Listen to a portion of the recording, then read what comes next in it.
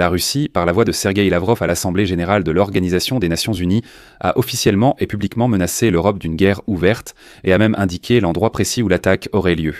Lavrov affirme que c'est l'Europe qui prépare l'annexion des territoires russes, en particulier de la région de Kaliningrad, qu'elle rapproche son matériel militaire des frontières et prépare des frappes sur le territoire russe. C'est pourquoi la Russie est prête à agir de manière préventive. Eh bien, je rappelle que les Russes ont inventé exactement le même scénario lorsqu'ils ont lancé l'invasion à grande échelle de l'Ukraine en 2022. Eh bien, et Loukachenko, comme vous vous en souvenez, montrait même 4 directions d'où, soi-disant, les forces armées ukrainiennes préparaient une attaque. En Europe, on constate de plus en plus souvent des incursions de drones russes qui espionnent manifestement des sites militaires. De plus, les chasseurs russes violent déjà l'espace aérien des pays de l'OTAN. Et en Europe, on envisage d'abattre les avions russes dans leur espace aérien. On repère de plus en plus souvent des drones russes près des sites militaires. De plus, les chasseurs russes violent l'espace aérien de l'OTAN. Et en Europe, on envisage d'abattre les avions russes qui s'approchent.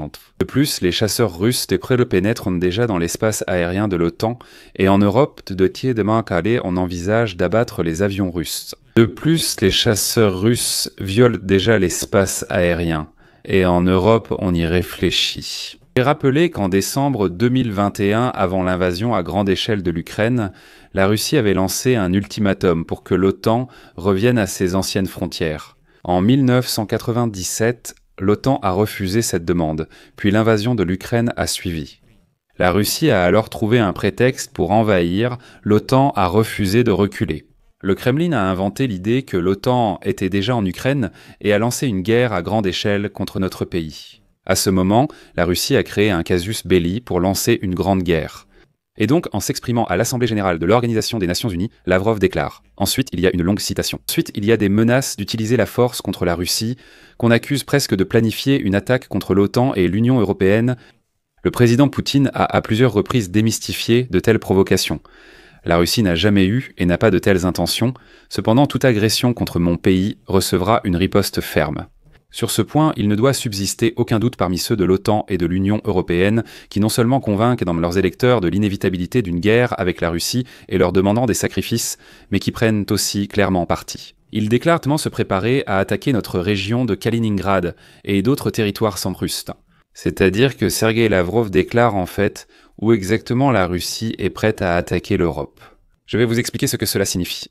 Tout d'abord, je tiens à souligner que ce même Sergueï Lavrov assurait au monde entier, y compris à l'Assemblée générale de l'Organisation des Nations Unies, qu'en aucun cas la Russie n'avait l'intention d'attaquer l'Ukraine en février 2022, mais elle a soit attaqué.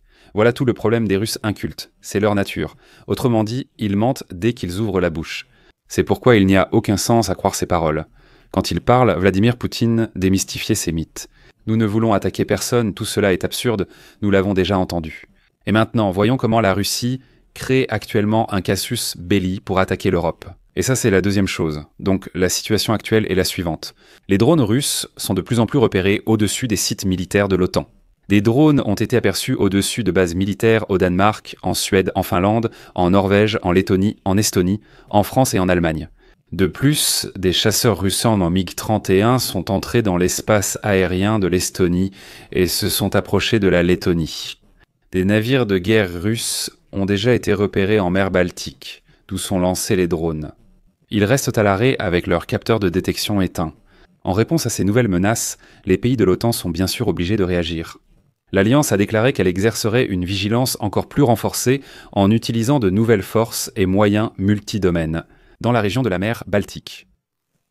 Ils ont précisé que les nouveaux moyens incluent des plateformes de renseignement, de surveillance, de reconnaissance, ainsi qu'au moins une frégate de défense aérienne.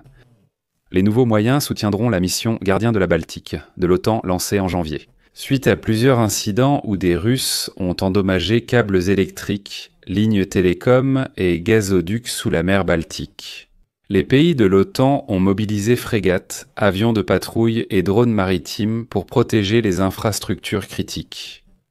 De plus, la Suède et la Finlande ont déjà déployé plusieurs brigades de combat en Laponie, à la frontière avec la Fédération de Russie, qui sont chargées de défendre l'Europe en cas d'attaque de la Russie. De plus, le nombre de troupes européennes en Finlande est égal au nombre de troupes russes de l'autre côté de la frontière.